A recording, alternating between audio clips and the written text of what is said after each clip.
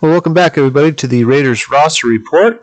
This is Raider Sparks. I think today we're going to go over round two options for the Raiders, and of course, it's going to really depend on what we do the rest of the way in free agency and also the first round.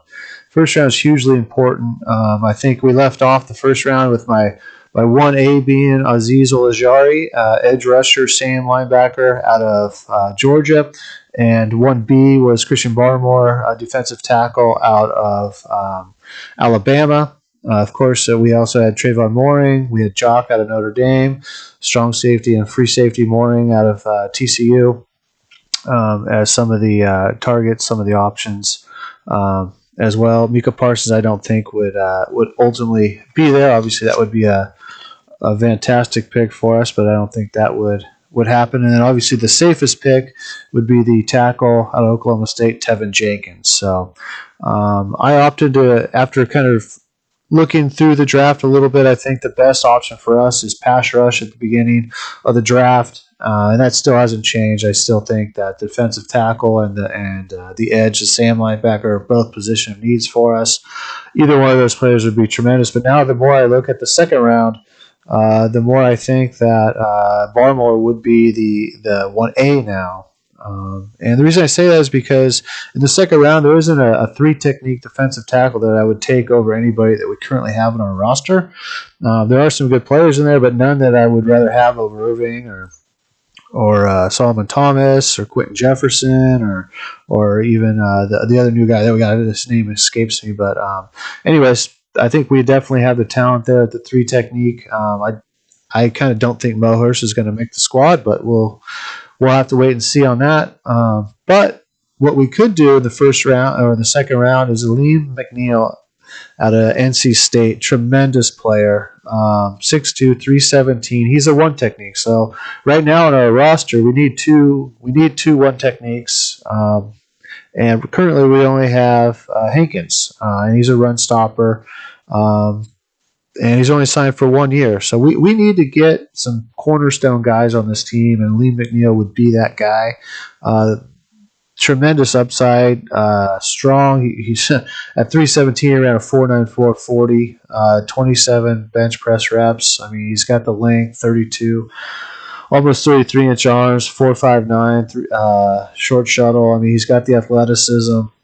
Definitely, but for some reason he's been falling down draft boards. I think the average consensus has him at 71, which is the top of the third round.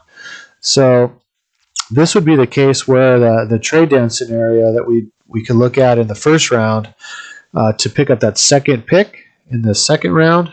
This is where he could come into play. I don't see us taking him at 48. I think that's a little too high to take a one technique, but the Raiders have been linked to pretty much every one technique nose tackle, including spending big on Delvin Tomlinson and a bunch of other guys that they wanted to get. I know Gus Bradley, I'm sure, would love to have a pass rushing nose tackle or one technique.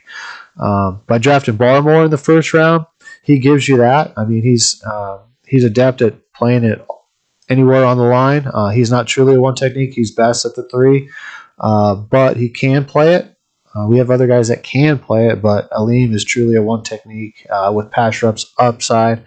But again, at 71, I mean, if we're able to get a lower second round pick, maybe a trade down option in the first. In fact, you should probably look at the Raiders report with Mitchell Renz. He did some great breakdowns of what's possible out there and some trade ideas to trade down in the first round. So if you haven't checked that out, go take a look at it. But there's some good options, and that would allow us to get a player like Aleem McNeil and not have to reach for him. But I also think that there's another viable candidate later, and I'll give that away. TJ Slayton out of Florida, probably a fifth or maybe by now a fourth rounder. He's starting to rise, but he would be tremendous. Him and Barmore together, or him and Lee McNeil together, would be our cornerstone defensive tackles for the next 4 to 5 years. And what a combination that would be for us. One technique is a position of need for us. Obviously, if you draft Barmore, you're kind of feeling it, you're kind of not, just because he's so versatile. But to get a player like McNeil would be tremendous. Anyways, we'll move on to the next. Carlos Basham is one of my favorite players in this draft. Tremendous player. He can handle the edge. I know that the Raiders went to the pro day and watched Wake and watched him play. and with good reason. He had a tremendous Senior Bowl, tremendous a few years at Wake Forest. Again, one of my favorite players. He fits in right at the 48 pick. The consensus has him around 53. Drafts have him going around 40 to 68. Actually, I think he's a first round talent. That's how good I think he is. Here's the problem with Carlos. He plays the same position as Cleveland Farrell. He would be the traditional 4 technique or the edge defender on rundowns, kick inside to the 3 technique on passing downs. Exactly what Farrell would do.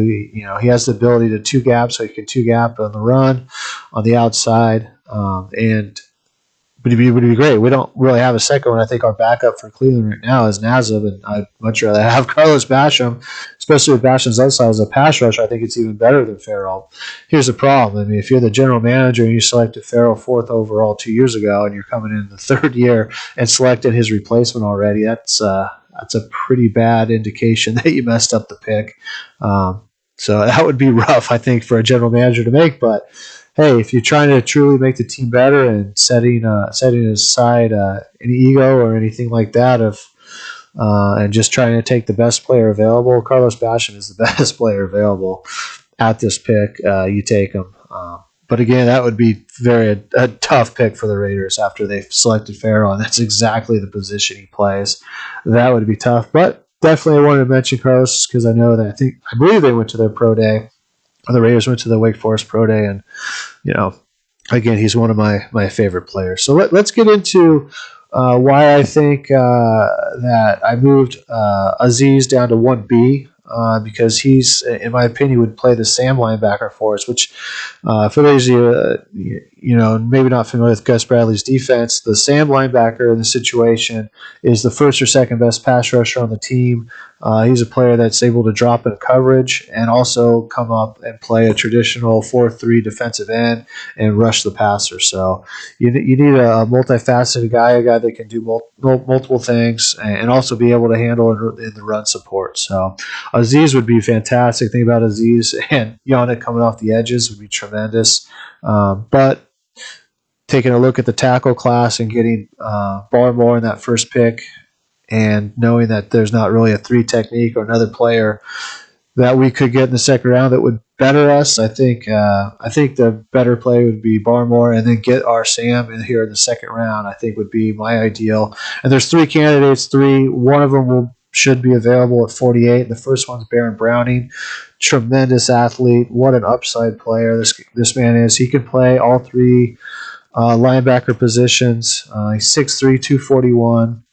33-inch arms, 81-inch wingspan, 4'5", 40-inch vertical. I mean, just his testing's off the charts. Some reason his consensus pick is 62, but I've seen drafts where he's going anywhere from 42 to 125. But he's a player, again, he can play all 3. We'd have him at our Sam. Actually, it'd be great because then he can actually play Will, and Littleton can jump up to Sam, so we can maybe get a little confusion going with the defense. But nonetheless, great in coverage. I mean, everybody talks about Jabril Cox as this awesome cover guy, and he is. He's a good coverage linebacker, but equally as good as Baron Browning. Browning actually went out to the boundary at times at Ohio State and guarded the wide receiver. So a tremendous hip movement. He acts like a cornerback, but he can hit, he can play, and he can rush the passer.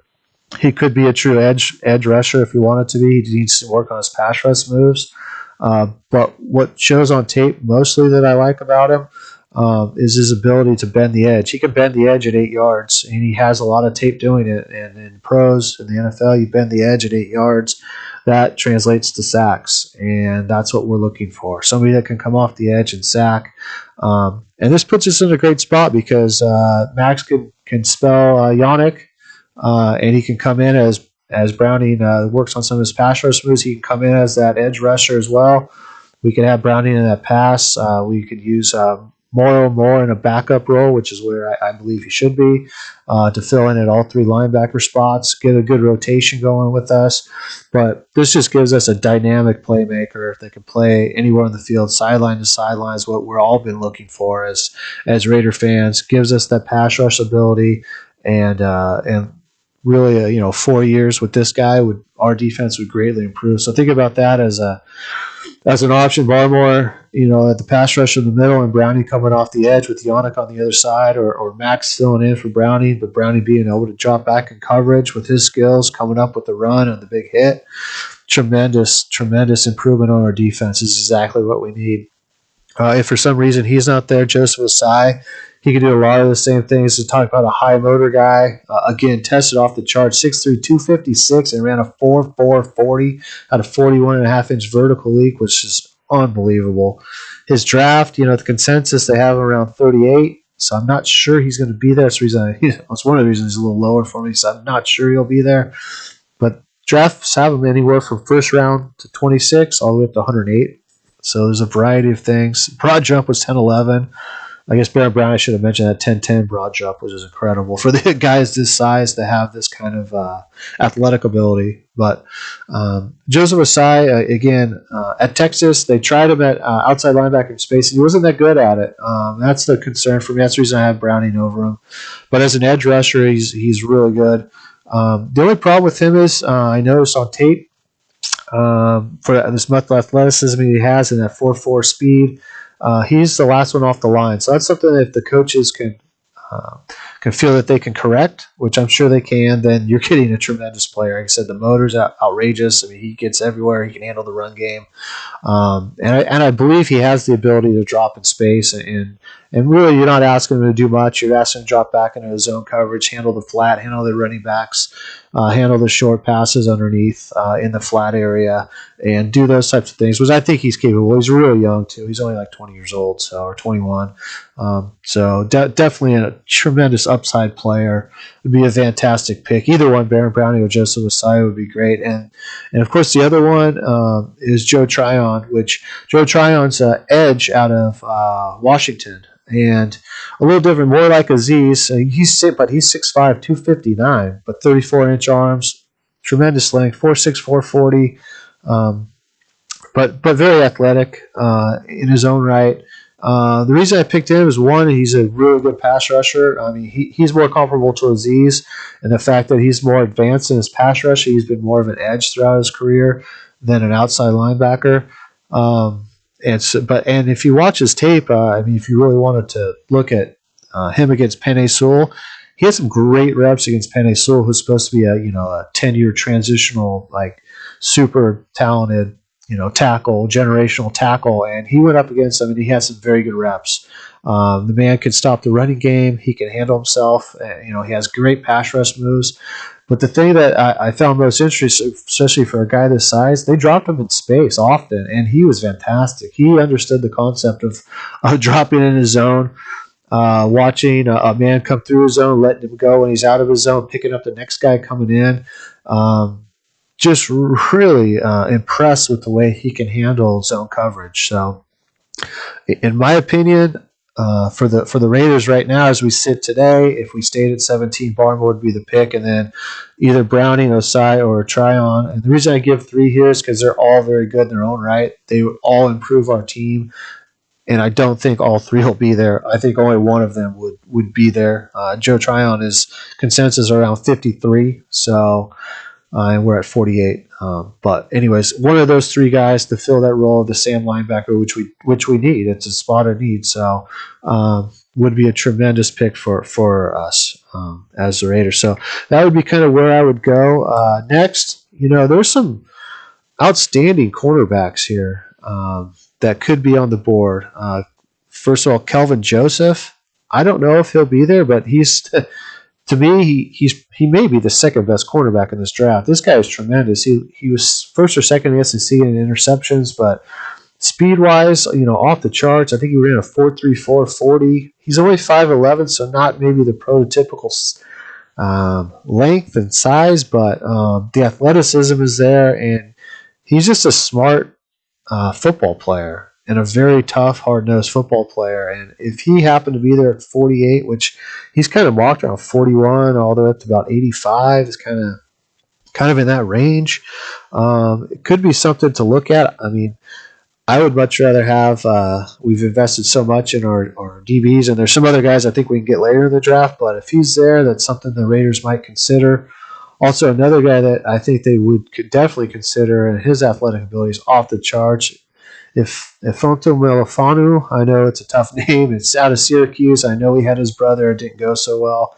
But this guy is different. His athletic ability is off the charts. I mean, his testing at the combine was crazy. His length, he's a perfect cover 3 guy. He can press if you want him to. Press Bell would be great for him. I know he's going to be coveted by a lot of the cover 3 defenses out there, and to get him in the second round, it's possible. I think his average is around 50, 80. Any mocks have him going anywhere from like 36 to 77.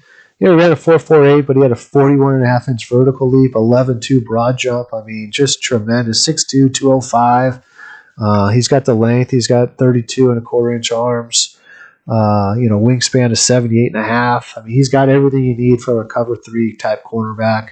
I think it'd be a tremendous pickup for the Raiders if they decide to go cornerback here. And this is another reason why getting that second pick in the second round, that trade back scenario, would allow us to get our Sam linebacker and a top flight caliber cornerback. Getting Joseph or Melifano or the next guy, Paulson Debu out of Stanford, again, would be the next guy. He's ready-made. I mean, I know he's had some downside in his career, but, I mean, the upside is there. Tremendous cover 3 player. He might actually be there in the third round, though, so this might be a little too soon for him, but I think he tested off the charts again at the combine, and I think he's ready-made for cover 3 defense. But I think if you got Joseph Melifano, Debu, hopefully I'm saying his name correctly, I think then Arnett goes to the slot, and you're a much better team with one of these guys on the outside. So, yeah. But, again, I would only go cornerback here if I'm able to trade back that first-round pick. And then be able to get 2 seconds, and then I could see it. Or, wait to the third, and a Debu might be there. There's also a couple guys in the third round that I like as well for the position, but just something to keep in mind. The other thing I wanted to go over, because a lot of talk, obviously, is offensive tackle and our right tackle position specifically. And I mentioned it in my first round would be Tevin Jenkins, just because I think obviously Penei Sewell, Slater, Derrishaw, I think will all be gone, and I think Tevin Jenkins is the next best tackle. He's a right tackle. He's got all the power, and he's really good.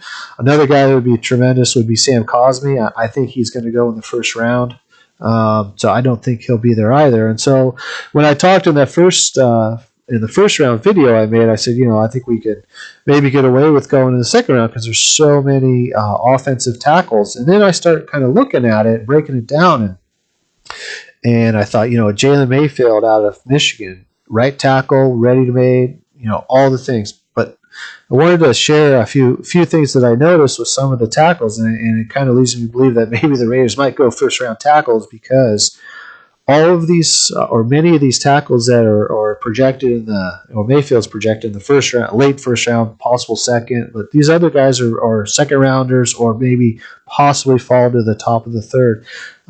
I heard a stat on, I think it was a PFF podcast, I'm not sure which it was, but in 2020, there was only one offensive tackle in the league that started with less than 33-inch arms. And the only reason there was one was because it was a guard that had to start one game, and he had 32-inch arms. Here's the deal. This is a copycat league, and I don't think the Raiders are going to draft an offensive tackle that doesn't meet the minimum requirements, and one would be the arm length. Again, nobody started last year except for one guard that had to start at tackle that had less than 33-inch arms. And here's the deal. All these players that are lined up in the second round as tackles, Jalen Mayfield, 32 and 3/8-inch arms. Jackson Carman, or Carman Jackson, I'm not sure, out of Clemson, 32.5-inch arms. Liam Aikenberg out of Notre Dame, 32 and 3/8-inch arms. Brady Christensen out of BYU, 32 and 1/4-inch arms. All 4 of these guys are projected as tackles.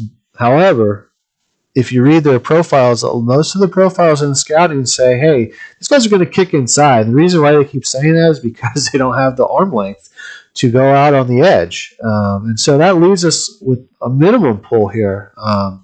The other guy in this pool, and I'll get to the guys that I like and could be possibilities, is I wanted to touch on Dylan Radunes out of, I think, North Dakota State.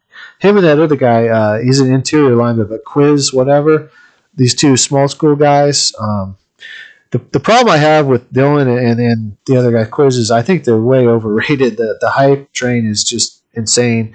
If you watch them at the Senior Bowl, it took 120% effort on every play just for them to compete. I mean, these other guys, you could tell they were competing, but they weren't giving it everything every snap because, you shouldn't have to. You should be athletic enough and good enough that you wouldn't have to do that. You needed something in reserve, and I just don't know if Dylan Radunes is going to be able to hold up. Watch him on some of the bull rushes, and he was bending him. He was doing everything he could to hold off that bull rush. Well, in the NFL, I'm not sure he's going to be able to hold up. I mean, I hope he has a great career. Same thing with the other guy, the Quiz, whatever, out of that really small school. I forget his name, but he had terrible footwork, and he's way overhyped. Anyways, that's just kind of a media thing, in my opinion. His tape in the Senior Bowl was not good, and they kept hyping it up. A little tangent there. But anyways, going back to the second round possibilities, Alex Leatherwood, he didn't have a great Senior Bowl, but I mean, if you look at his tape overall, you look at his athletic abilities, 6'5", 312, 34 and 3/8 arms, 85-inch wingspan. The man, he's 312, and he ran a 4.96. He had a 34.5-inch vert for this man this size. And if you compare him to, I don't know, it's a 312. If you look at last year, Cedric Wills, 312. Here he was a 505 40, 484 20 shuttle. Actually, I don't have Leatherwood's, but Leatherwood, he had a 1.6. Yeah, he had a 1.6 10-yard split. If you look at Tristan Wirfs was a 1.72. Mekhi Becton was a 1.77. I mean, athletically, Leatherwood fits the bill perfectly. I think that might be the actual pick. I don't know, but as far as the length, the athleticism, it's all there. And if you're really worried about or wanted to protect yourself, he actually has great film as a guard. So if you're taking him as a tackle and something doesn't work out, we've got Denzel Good, Brandon Parker, maybe not ideal, but we have Brandon Parker and Denzel Good.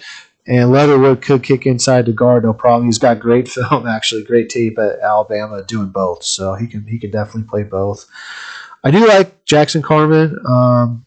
Even though his arms aren't as long, he'd be a tremendous guard for us. His run blocking is awesome. And so if we went with him, I think he'd be a guard for us. It'd be a damn good one. I mean, I know there's talk of us getting a guard here at this spot with Dickerson or Myers or Wyatt Davis. I'm not sure those guys will be there at 48. They're all good players. Dickerson out of Alabama and Wyatt Davis. Wyatt Davis would be great out of Ohio State. Tremendous blocker. But Carman Jackson, or Jackson Carman, I always messed that up, would be a great guard. But the other tackle would be a possibility. It would be Walker Little. Again, there's the athletic traits are there, 6'7", 313, 33 and 3/4 inch arms. The athleticism is maybe not quite as there. He did run a 5.08 40, which is pretty good, 24 bench presses. So there was some athleticism there. 182 10-yard split was a little higher than the other guys, the top guys, but still, it's there. His problem is he hasn't played in 2 years, and so that's kind of risky. He might even, I don't know if he'll fall to the third just because now they're looking at these tackles, and I think he's going to go actually probably even quicker than this. But anyways, so those are really the only two that I see falling, Alex Leatherwood and Walker Little, fall into the second round that would be physically able to, or physically, I guess, with the arm length, meet the minimum criteria for an offensive tackle in the NFL. But I don't think it's done yet. I think there's others out there that we can get even later. It's interesting. There's a bunch of tackles out there that do meet the requirement. I'll just give you an example out of Missouri. Larry Borum. There's some draft boards that don't even have him listed yet. There's others that have him at 400. But I just saw a mock draft. I think it might have been PFS mock draft or something like that had him go in second round to the Chiefs. So I don't think this offensive tackle class has been fully vetted yet or fully mapped out yet as far as draft status. I mean, he's 6'5", 322, 33.5-inch arms. He played right tackle. He had one of the highest PFF grades as a tackle. and just tremendous player. I mean, you could definitely get him, and now all of a sudden he's showing up on people's radar as a round 2 player. One of my favorite guys is Jalen Moore, small school guy, but 6'4", 311, has all the athleticism. His 40 maybe wasn't the best, but his other drills were short shuttle was 4.67, and at 311. So Tristan Wirfs is 320, and his 20 shuttle was 4.68. Jedrick Wills 312. It's a pretty good comp, and his 20 your shuttle was 4.84.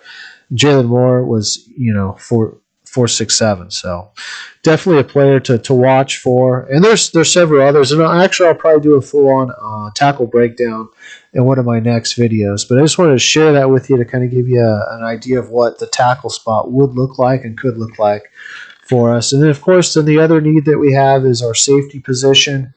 So we'll kind of touch on that a little bit. 1 second here. So our safety position. So I had Trayvon Moore in the first round. I don't think we should get a safety because, my safety would be the strong safety, Jock out of Notre Dame, move Abram to free safety, which is where he profiles best. But it's my understanding that the Raiders want him at the strong safety and that he's working hard this offseason to get bigger, which he needs. So he needs to play around 215 pounds to play in the box instead of the 205 he played at last year. So if he can do that, we're fine. We'll need a free safety, and Trayvon would be a really good free safety for us. But I think any free safety we get, including Trayvon, we're still going to need a veteran, whether it's Clinton Dix, Trey Boston, Malik Hooker would be my preferred choice. But one of those guys is going to come in and probably possibly start and get this other guy up to speed. But the other guy everybody's talking about is Richard Grant. Let me go back to Maureen real quick. I know everybody's on the train to draft him at 17. I just think it's overdrafting a player when we really need is the pass rush up the middle on the edge and the Sam spot we need to fill. There's a ton of safeties in this draft, and so drafting that safety there and then getting a veteran to back him up, I just don't think right now I don't think it makes the most sense for us. And everybody says he's a single high safety. He's not. TCU plays a split safety. One of the top safeties in the draft is our Darius Washington, plays alongside of Trayvon Mooring. So he's not really a true safety. He can play it, but it's not exactly his position. Whereas Richie Grant plays more of a traditional single high safety. He does play other positions. He comes in coverage and does those other things, but he also does single high. A couple things with Richie Grant is one, his age. He's going to be 24. So that's kind of a downside. And the other thing that I noticed with him is his footwork on film. He does a little bit of a false step. He's kind of like Zaven Collins. Everybody's really high on Zaven Collins, and one of the reasons why Zaven Collins isn't on my list is because he does like a jump stop move. If you watch his tape, he does this crazy, like he's jumps up in the free throw line to give a pass. And that's not going to work in the NFL, so I'm sure it's coachable. I know he had a tremendous career at Tulsa. I'm not putting anything, and he'll probably go even higher than we can draft him anyways, but just kind of looked weird on film. And Richie Grant has a similar thing. He does a false step. His false step is a short step, kind of like if you're a base runner stealing second, and you take your first step with your right foot or the foot closest to second base. That's like a false step, right? So you're trained to pivot on that right foot, and your first step is actually your left foot coming around, and it's a full first step. Well, he does a little kind of half step action, Richie Grant does, and you can get away with that in the college, but pros, you're going to have to coach that out of them, and hopefully that's possible. But for me, there's so many safeties that can go or probably will go. I mean, I think this draft is setting up so that a lot of cornerbacks and a lot of safeties go in the second round. For me, some of the other guys, Elijah Molden and Javon Holland, they're more slot corners, nickel corners. Tremendous players. I'd love to have them, but I just can't see us taking a nickel cornerback in the first or second round. Jamar Johnson's getting a lot of hype right now. And Jamar Johnson's a really good player. Fortunately, we already have him on our team as Jonathan Abrams, the same player, same athletic profile. They do the same thing. So I'm not sure why we would pick him, but we might. He has more, I think, abilities and coverage than Abram does, so it's possible. And he has played at a heavier weight too. I noticed he's only 205, and they had him listed at times at like 214, 215 as well, I believe. So I'm not sure about his weight and if he's dropped for the combine and to be more of a free safety or kind of what's going on there, but something to kind of consider. Another guy, Darius Washington, small guy, tremendous tackler. On film, a great tackler. But what I noticed on film, he seemed a little slow to me. Some guys were kind of running away from him, and then his combine proved it. He ran a 4.61 40, which is not disqualifying, but still. And then another guy that everybody likes too is Andre Cisco. Again, drafting a free safety like Cisco, he's going to need a lot of work. He will not be ready day one. He gives up way too many big plays. We'd be getting burnt left and right the first year, so that a veteran presence would be there. In the second round, I want my guy to be able to play more than just have to watch. So, and actually, I'll give it up right now. Who I think the Raiders should draft. I actually think there's 3 safeties the Raiders should draft in the 3rd, 4th, and 5th rounds. One. Let's see here. Caden Stearns out of Texas as a free safety. This dude, awesome combine. As freshman tape was the best free safety tape you would have found. I mean, you could have found he had some injuries that he dealt with, but he's bounced back from those injuries. He's closest thing to Earl Thomas in this draft. I think the Raiders are going to draft him. I hope they draft him anyways in the 3rd round. Play behind Malik or Clinton Dix, and he'll be our free safety of the future. I hope that's what happens. Another guy that I hope to see them pick is Tyree Gillespie. This guy is a tremendous football player, and he actually is more.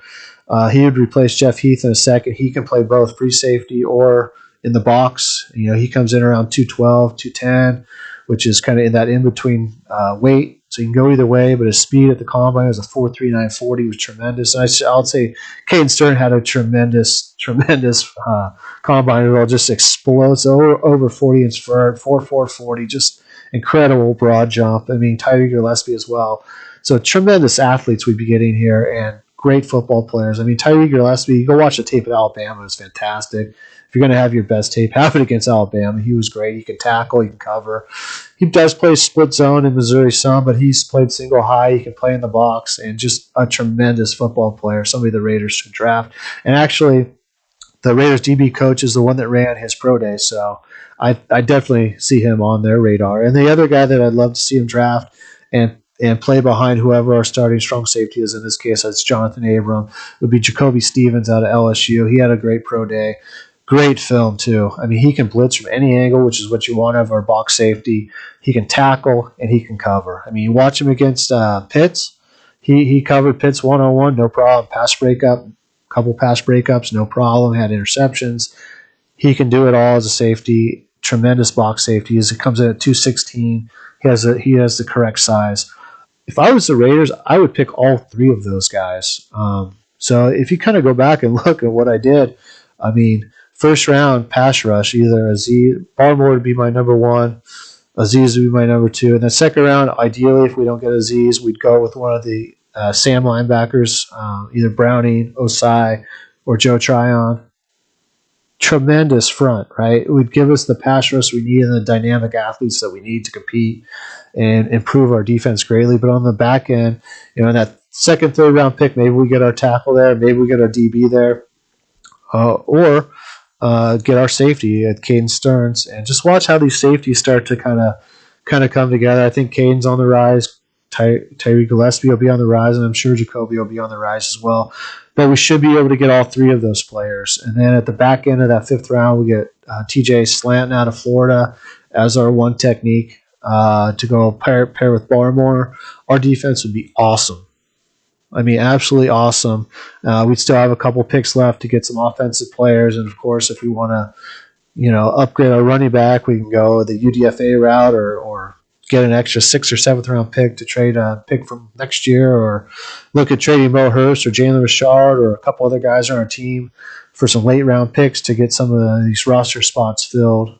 It's kind of how I would go. But that's kind of how I lay out the second round and a little bit beyond that, I guess. But anyways, hope you enjoyed the conversation today. Hope you kind of take hopefully the Raiders are listening. We can get some good defensive help in here and really improve our defense. But we need to get some of these athletes in here to help our defense out. We can't go with the status quo. Honestly, we really haven't done much on defense. We brought Yannick in, and that's basically all we've done. on our defense. That's not acceptable. It's not good enough. It was a trash defense last year. The players I just mentioned would greatly improve what we could do on the defensive side of the ball. So hopefully the Raiders do the right thing in the draft. Anyways, next video will come out. Either be going over the tackles, like I mentioned. I might go through some more safety depth, something like that. And I'll also do more of a in-depth third round, kind of like I just did with the first and second round. So hopefully you liked it. If you did, please hit the like button, subscribe to the channel, share it if you can. It really help me out. And anyways, thank you very much. This is Raider Sparks, and this is the end of the Raiders roster report.